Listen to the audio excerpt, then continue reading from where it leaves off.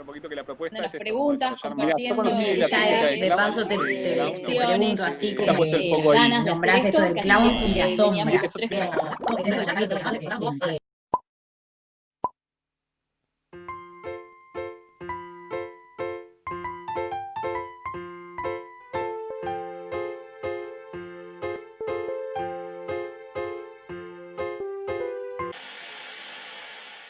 Vamos a lo nuestro, venga. Señor Jaume, ¿puede usted contarnos, por favor, cómo llegaste al mundo del clown? ¿Cómo fueron tus primeros pasos, caminos? Yo, vamos a ver, yo soy de una generación del año 1955, nací en pleno franquismo, donde las libertades eran muy pocas. El idioma materno, que yo soy catalán y hablo catalán, pues estaba prohibido. Fuimos a escuela en un idioma distinto al que escuchábamos en casa, o sea, en un idioma que no entendíamos. Entonces estuvimos siempre, pues fuimos bastante disléxicos. Y a mí me pilló el final del franquismo prácticamente a mis 20 y pocos. Yo soy de una familia católica. En el barrio donde estábamos, el único teatro que se podía hacer en toda España en aquel momento era muy malo y quedaba un teatro popular que era el teatro religioso.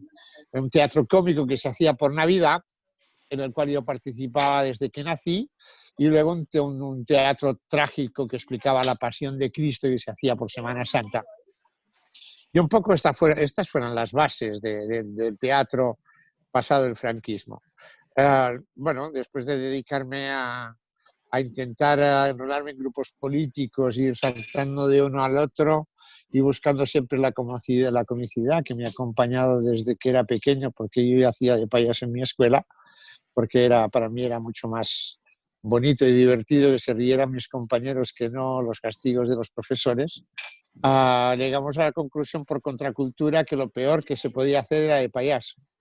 Y a partir de aquí un viaje a París en el año 75 y descubrir pues un mundo de cosas, luego descubrir el circo, ¿no? Que para mí el circo es el arte que desafía el sentido común, por esto está tan vinculado a los ejercicios de física clásica, ¿no? El rulo con la fuerza centrífuga, el equilibrio con el funámbulo, los vectores con el trapecio, la fuerza de gravedad con los malabaristas. Y hace unos años, pues también la mujer barbuda, la mujer de dos cabezas y los animales salvajes, porque también esto desafiaba el sentido común. A partir de aquí tuve como la suerte de empezar a hacer de payaso en catalán y fui, juntamente con mi compañero Claret, los primeros, y Montse, los primeros payasos que hablamos en catalán después de la Guerra Civil, y éramos muy malos, porque yo estoy convencido que el oficio del payaso es un oficio que se aprende con el tiempo, con los años. Te tienes que equivocar mucho, saber reconocer tu equivocación para ir aprendiendo, y como que no lo puedes ensayar, puedes ensayar las técnicas, la música, la acrobacia, los gags, pero realmente el confronto con el público solo puedes acceder a ello cuando actúas. Por lo tanto, para tener un sketch, una actuación, aunque sea de 7 minutos, que realmente sea con una métrica muy exacta y que se convierta en lo que a mí me gusta definir como poesía escénica, que para mí es el máximo momento del payaso, necesitas tamizar tus números con centenares, miles de actuaciones con públicos distintos para poder llegar a una conclusión que te permita realmente disfrutar de todo esto. Me he alargado un poco, ¿eh? No, pero súper interesante. Esta cuestión de, bueno, cuando decías esto de hacer un número muchas veces y con muchos públicos distintos, me venía también el trabajo que realizas en Los Payasos Sin Fronteras. Ajá. Y bueno, un poquito, yo cuando me enteré de ese trabajo, yo ya tenía experiencia con el ámbito hospitalario, digo, el trabajo más del payaso en situaciones medio extremas, países en guerra, campos de refugiados, ese tipo de cuestiones. ¿qué diferencias, similitudes encontrás entre ese trabajo de payaso y lo que puede hacer un payaso arriba de un escenario, está haciendo un numerito y repitiéndolo? Bueno, para mí, ah, bueno, hay muchos matices. Para mí el trabajo más difícil es el hospitalario, porque tú vas ahí una semana, regresas a la siguiente y los niños siguen en la vida, pero otros no llegan. Entonces esto, como los payasos somos seres muy emocionales, es muy difícil. En las guerras no deja de ser también fuerte, pero bueno, hay un momento en que tú llegas y luego otro momento que tú te vas, lo dejas ahí. Yo creo que para cualquier artista, todos los humanos somos capaces de hacer arte. Hacer arte me refiero en hacer cosas bonitas, en poner todo tu talento, todas tus aptitudes al servicio de crear una cosa, ¿no? Que normalmente siempre es al servicio de los demás, incluido tú con tu propio ego dentro de estos demás. Este arte, cuando realmente es capaz de cambiar la forma de vivir y de pensar de las personas para mejorarlas, esto se podría decir que se convierte en cultura. Y yo pienso mucho, por ejemplo, a mí me gusta mucho la cocina, porque considero que es un arte. Y es un arte que ha ido mejorando con las culturas de nuestras madres, nuestras abuelas, nuestras bisabuelas, que han ido mejorando los platos para que cada vez pues, sean más buenos, más lindos, más comestibles, más sabrosos. Y entonces yo creo que cuando tú te pones en una situación así de hacer tu trabajo como cómico, como payaso, y te pones delante de estas situaciones, realmente estás creando cultura porque estás cambiando la forma de vivir y de pensar de tu público que tienes delante. Y esto es muy impresionante, sobre todo cuando llegas a sitios donde probablemente, sobre todo donde vamos los payasos sin fronteras, que son en zonas de conflicto por guerra, violencia militar o por desastre natural, el público que te encuentras es un público que generalmente no ha visto nunca un espectáculo en vivo, un espectáculo en directo como mucho, lo han visto por televisión. Realmente el impacto para ellos es impresionante.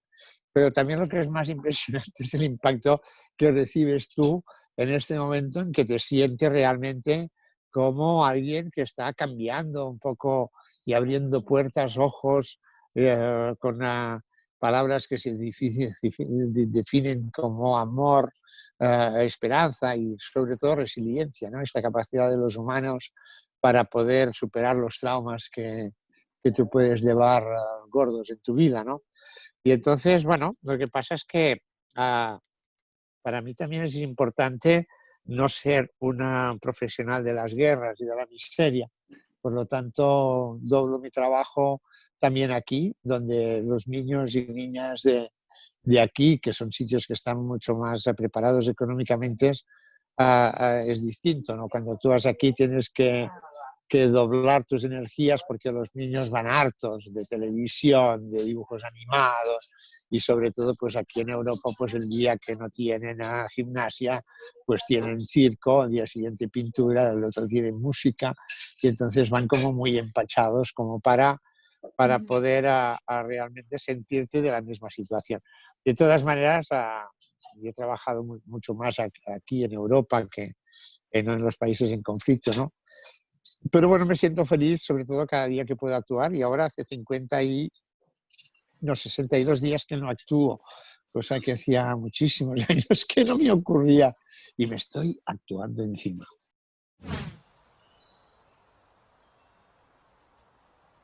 Bueno, y con toda esta vida de dedicación a esta profesión y a este oficio del payaso, del clown, nada, preguntarte, viste que hay como muchos estilos de hacer clown, payaso.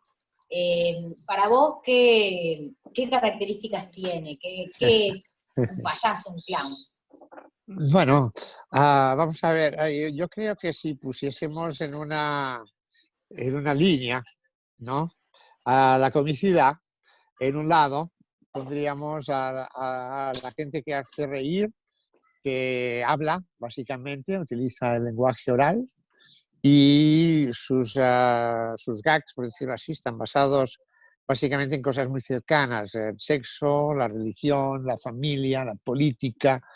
Claro, si ustedes cuenten un chiste de Pepe Mujica aquí, la gente no lo va a entender, y en cambio, si yo cuento un chiste de Sánchez aquí en Montevideo, tampoco nadie me lo va a reír. Pero bueno, esto sería un tipo de comicidad, para marcar un lado.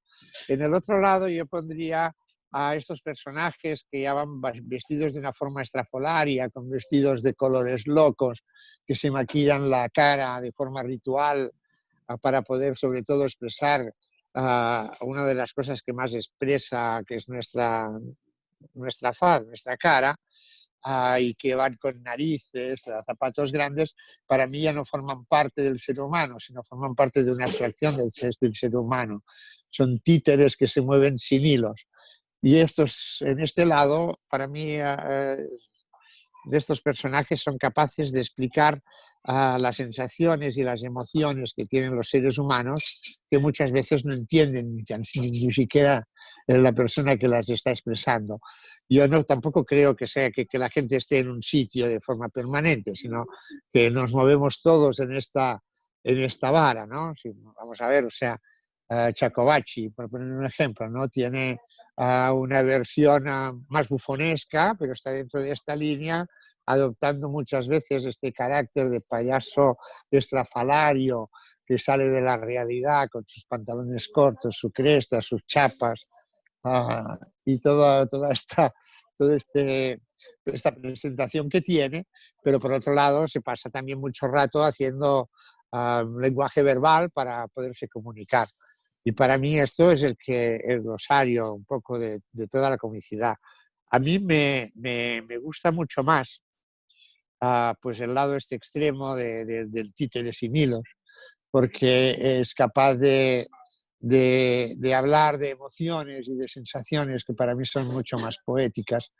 Yo entiendo la poesía no como un sistema escrito, sino entiendo la poesía como cualquier cosa que es capaz de fascinarme, que me hace sentir por unos instantes como un pequeño inmortal, porque estoy disfrutando absolutamente de la vida. Y la veo en muchas cosas, en la pintura, en la fotografía, en el cine, en una buena novela, en la naturaleza, cuando soy capaz de concentrarme, ¿no? Hay veces que me gusta pasear por la naturaleza llevando un marco de pintura para poder encerrar dentro de este cuadro toda la poesía que genera. Y cuando voy con mis ojos de humano solamente no soy capaz de ver más allá que la rama que me va a hacer tropezar.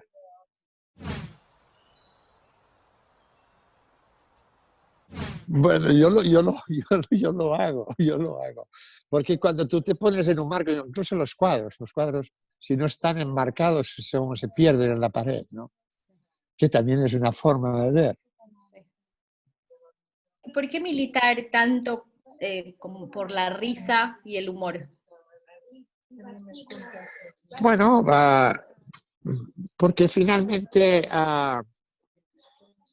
me parece que es la única cosa útil que se puede hacer.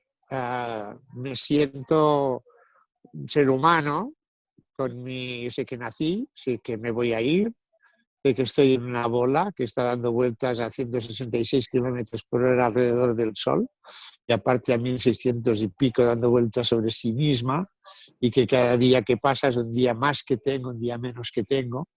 Y siempre me ha parecido, porque soy gregario, que lo importante es encontrar la armonía a mi alrededor, con lo cual es como, yo creo que es una droga.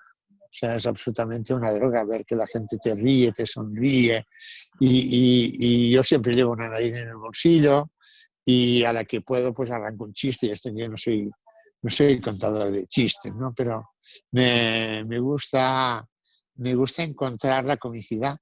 Yo creo que la única arma real y la que realmente ha hecho a los seres humanos poder evolucionar ha sido el hecho de saberse reír de sí mismos, y por lo tanto esto nos ha hecho progresar. Y me parece maravilloso. Para mí la vida es como una plegaria en la cual para cada uno escoge cómo rezar, para mí el rezo es la risa, que me parece que es lo más interesante. Pero bueno, aunque sea sonrisa, me quedo con ello. A la hora de crear tus espectáculos, nada, ¿en qué te inspirás? ¿Por dónde generalmente vas? ¿O siempre es diferente? ¿O tenés como...? No, que va, que va. Yo tengo números que hace ya 45 años que trabajo y todavía estoy descubriendo cosas que son, todavía no son perfectos, pero que si tengo 45 años más, creo que igual tengo alguna oportunidad de poderlos cerrar, porque siempre me sorprende el público. Por un lado, yo cuando actúo hago un análisis sociológico. Yo estudié sociología, economía política y soy maestro industrial, por esto puedo tener un circo porque sé soldar, sé armar historias y cables. Y esto, pero por otro lado, cuando actúo, pues analizo, me tomo, como me gusta mucho actuar en pista porque estoy en medio de la gente y no delante. Cuando actúo en teatro, que me es mucho más fácil, pero en medio de la pista, pues siempre cojo las esquinas para no olvidarlas y no trabajar frontal, que es lo más fácil, de no meterme en una portería de fútbol para que me chuten un penalti. Y entonces busco también una persona mayor, un niño y una chica que me guste, y a estos los voy siguiendo todo el rato, sin olvidar al público. Y si sale luego una chica que se ríe, un chico que se ríe de forma voluminosa, yo lo intento a, a ya integrar en mi espectáculo como un contragusto que siempre te ayuda, ¿no? Ya voy directamente a machacarlo, a matarlo, a él directamente. Pero mis números han ido saliendo a través de trabajar mucho. Yo años he hecho 300 actuaciones en un año, llevo miles de actuaciones con públicos de todos lados, de todos sitios, de todas las carencias, ciegos, sordos. Y entonces ahí he ido yo puliendo mis números, pero realmente con quien me siento identificado es sobre todo con los niños, que todavía no son capaces de decir mentiras. Mi percepción es que cuando nacemos tenemos un cerebro que lo tenemos ubicado aquí debajo en los pulmones, en lo que sería el parasimpático, donde nosotros somos capaces de expresar y recibir nuestras emociones. Por esto cuando nacemos somos capaces de llorar cuando nos cagamos encima o cuando tenemos hambre, pero esto no lo tenemos de un sistema que nos venga de la cabeza, sino que es una cosa de una inteligencia, podríamos decir, animal. Y para mí en esta inteligencia animal es donde residen las emociones y los sentimientos. Luego, yo creo que conforme te vas haciendo mayor, te sale otro cerebro en medio de las piernas que es incapaz de controlar porque te manda y te subyuga. Y para poderlo controlar y dominar, empiezas a desarrollar una cosa encima de la cabeza que nunca llega a ninguna conclusión, que a veces es blanco, pero cuando llegas al blanco vuelve al negro, ahí te vas perdiendo en medio de una sociedad que aparte es agresiva, con lo cual te empiezas a hacer adulto, empiezas a adulterarte, empiezas a decir mentiras. Primero las mentiras se te notan, empiezas a tener vergüenza de tus mentiras hasta que adoptas ya una posición donde tú no expresas lo que realmente sientes, sino que expresas lo que tú quieres que los otros piensan que tú sientes. Y a partir de aquí te haces un adulto, empiezas a mentir y poco a poco vas matando este payaso interior que tienen los niños que va tan vinculado con la felicidad. Entonces, esta energía de los niños antes de ser adultos es la que realmente me conmueve y que cuando me pongo dentro de mi personaje intento buscar este niño que yo llevo en mí. ¿Cómo ves tú, Jaume, el mundo de los payasos hoy en día? Llevas muchos años en el oficio. Bueno, yo creo que el ser humano es humano y por lo tanto necesita de estos personajes, ¿no? La historia de los payasos es muy antigua. El primer payaso que se conoce se llamaba Danga y está criptofiado en la pirámide de Tebas. Hay un libro muy lindo de una brasileña, se llama La historia de Bobagem. Está colgado en PDF en internet y hay una parte que habla de la historia de los payasos en el mundo. Y en todas las culturas a nivel antropológico han tenido payasos y el payaso se ha tenido que ir adaptando. Los payasos que estaban en la comedia del arte se juntaron con Astley para hacer el circo moderno. Luego llegó un momento en que llegó el cine con los Lumière y todos los payasos que estaban en las comedias y en los circos se pasaron al cine, los buenos, ¿no? Y bueno, y vamos adelante. A Chaplin, a Harold Lloyd, Buster Keaton, todos eran personajes. Buster Keaton era hijo de cómicos de circo. O sea que nos vamos adaptando. Quizá últimamente para mí lo más singular es la venida de las mujeres en el mundo de la comicidad, de las payasas, que aportan otra forma de mirar, de sonreír, mucho más poética que no los brutos de los machos, ¿no? Pero yo creo que nos vamos a ir adaptando. Lo que sí que pienso es que el payaso es un personaje en directo, que tiene, no es muy difícil ahora que me propone de hacer cosas en vídeo para mandar y tal, y no sé qué. Incluso durante unos años trabajé en televisión. Ah, para mí el payaso es un provocador de emociones y de sensaciones, con lo cual es la mitad del espectáculo. El payaso provoca, el público responde y a partir de aquí se crea un lenguaje y este lenguaje es el que conforma el espectáculo y esto en 365 líneas de luz no es capaz de hacerlo. ¿Cómo surge esto de Clown Sin Fronteras? Como ya les he dicho antes, para mí la inteligencia son los niños que son capaces de reaccionar sin vergüenza. Y después de las Olimpiadas de Barcelona del 92, que yo las vi desde una gira en Estados Unidos y Canadá, por las Navidades del 92, una escuela donde mi hermana trabajaba como enfermera porque eran chicos que tenían una dolencia que no se les cicatrizaba la sangre. Estos chicos tenían de forma telemática un contacto con un maestro que se había ido a ayudar a un campo de refugiados en Istria, muy cerca de la frontera de Italia. Y me propusieron de si podía hacer un espectáculo porque querían hacer una jornada de la paz. Yo marché de Barcelona el día 23 de febrero del año 1993 y hice un espectáculo ahí, un espectáculo muy loco. En aquellos momentos yo estaba haciendo una tournée con un espectáculo de calle donde me tiraba de 12 metros a un vaso de agua, con una colchoneta, evidentemente. Y armé el espectáculo ahí. De mis tiempos de clandestinidad tenía muchos contactos con gente que trabaja por la paz, que siempre me había dicho tienes que ir a los campos de refugiados. Y decía, bueno, ¿para qué? Mejor le den comida. Pero el día este entendí que realmente un espectáculo para unos niños que lo han perdido todo es una cosa como muy importante. Y ahí salimos realmente conmovidos. Volvimos a Barcelona a finales de febrero y decidimos montar una siguiente expedición ya por nuestra cuenta y nos infiltramos en los campos de refugiados. Yo creo que una de las cosas que nos ayudó mucho es que teníamos una guerra a 1.260 kilómetros de nuestra casa. Y por esto éramos capaces con nuestros propios carros, con nuestros equipos de sonido, llegar, plantarnos ahí y hacer un espectáculo. Y al primer año hicimos 8 misiones, por entenderlo de alguna manera, o expediciones. El segundo año ya hicimos ya cerca de la veintena, ya creamos Payasos Sin Fronteras en Francia. Francia está a 160 kilómetros de mi casa. Y a partir de aquí pues se armó. Yo creo que todos los artistas que nos dedicamos a entretener y a divertir a la gente no hacemos esto por la plata, aunque la plata nos es importante para poderlo hacer, pero que lo hacemos para realmente poder cambiar la vida de las gentes. Y ahí descubrimos que esto en esta situación era muy fácil y era muy emocionante, tenía mucha adrenalina, porque en aquellos momentos entrábamos en zonas realmente de guerra. Fue la primera etapa, fue por nuestra parte muy inconsciente, o sea, si ya se había pasado un campo de minas, nosotros lo pasábamos en el campo de minas. Nos importaba todo un carajo un poco.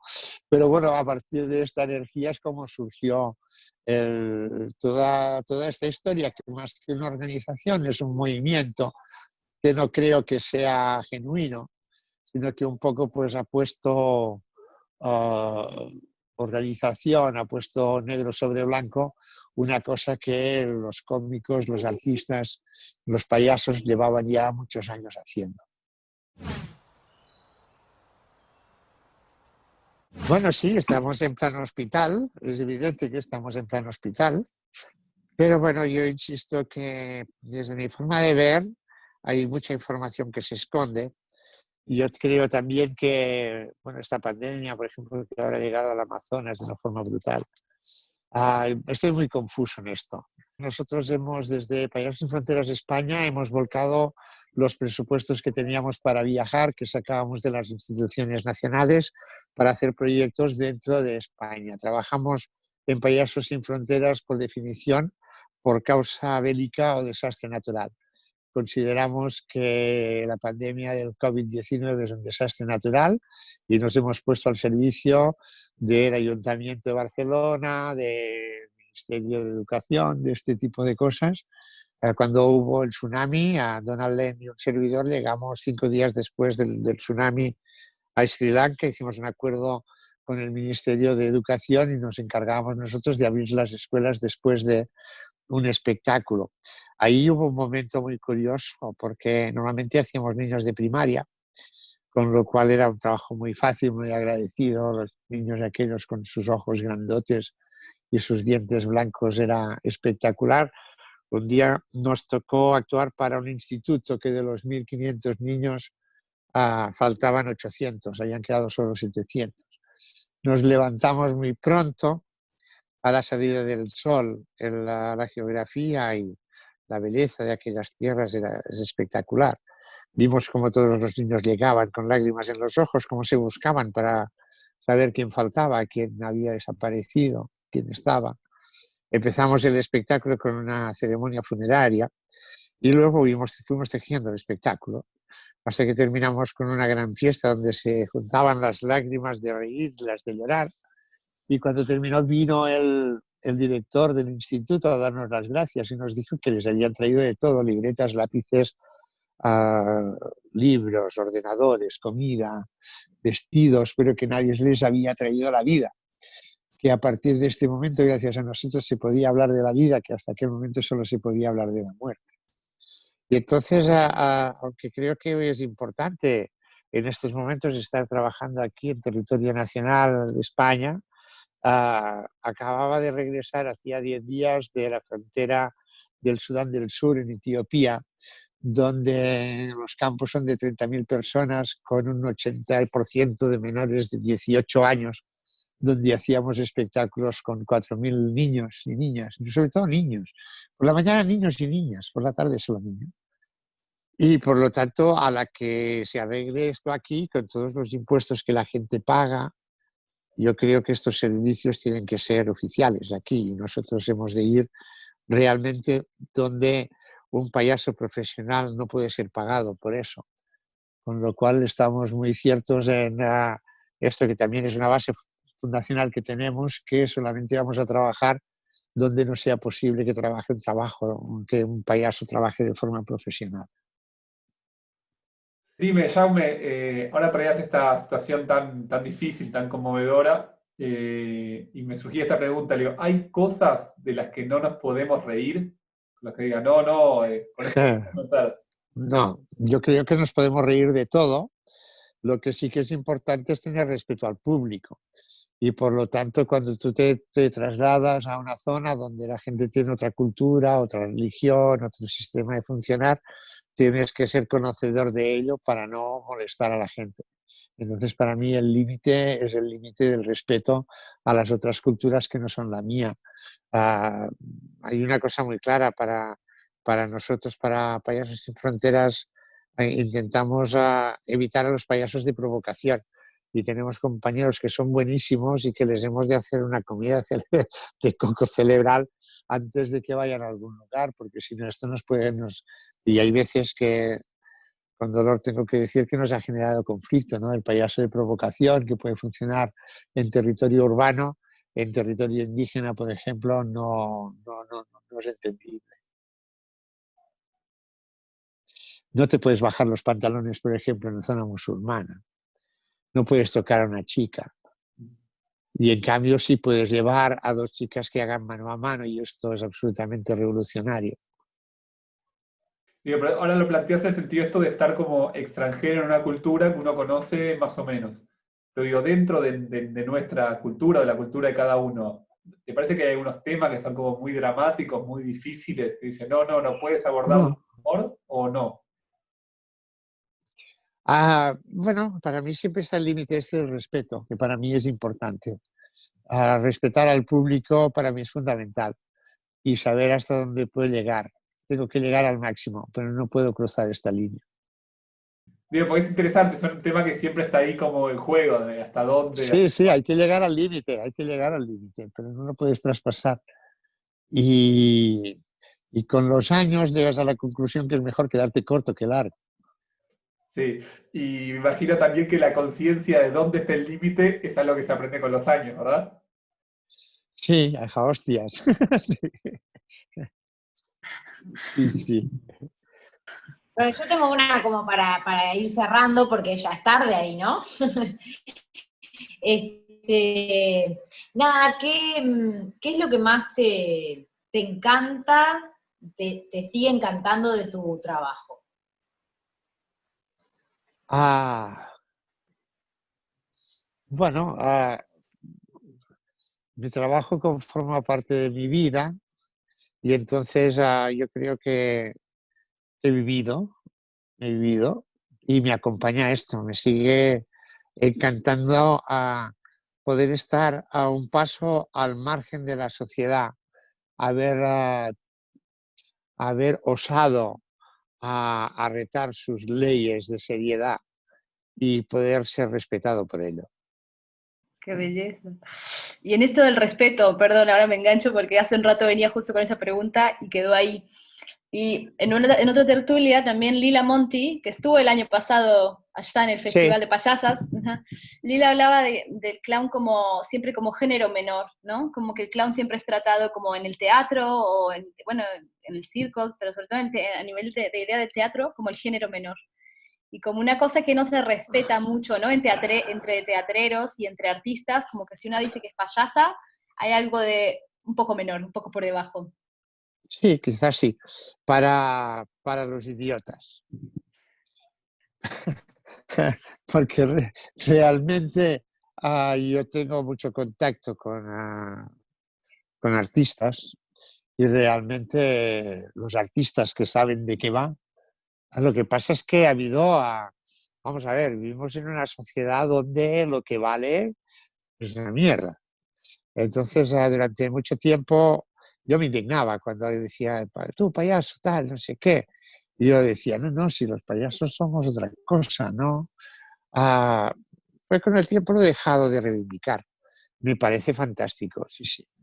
No sé, aquí en el diccionario antiguo, que ahora ya lo han cambiado, decía payaso, persona que por su mala cabeza solo se puede tener en cuenta como objeto de divertimiento. Y a mí me parecía como fatal esta definición, ¿no? Incluso logré que cambiasen a la definición y pusiesen, ¿no? Tal. Pero cada vez me siento más cercano a esto, persona que por su mala cabeza solo puede ser tenido en cuenta como objeto de divertimiento. Es mucho. O sea, ¿qué coño hace un político, no? Persona que por su mala cabeza se dedica a putear a los demás. Vamos a seguir definiendo distintas profesiones. Solo sacaría a los maestros de esta mierda, pero a los demás quizá no. Sí, es Pero fíjense ustedes que las mejores... esto es una cosa curiosa de esta pandemia, donde, por ejemplo, por lo menos aquí, una cajera de supermercado, vaya mierda, ¿no? Una enfermera, vaya mierda. Una chica que limpiase un hospital, vaya mierda. Y ahora con la pandemia, joder, las cajeras. ¿Qué cojones tienen las cajeras, no? Están ahí dando la cara. Hostia, con las enfermeras, ¿no? Qué valientes son, ¿no? Y son mujeres, ¿eh? Y las chicas que limpian los hospitales, ¿no? A mí me parece que esto está también haciendo cambiar un poco las cabezas del personal.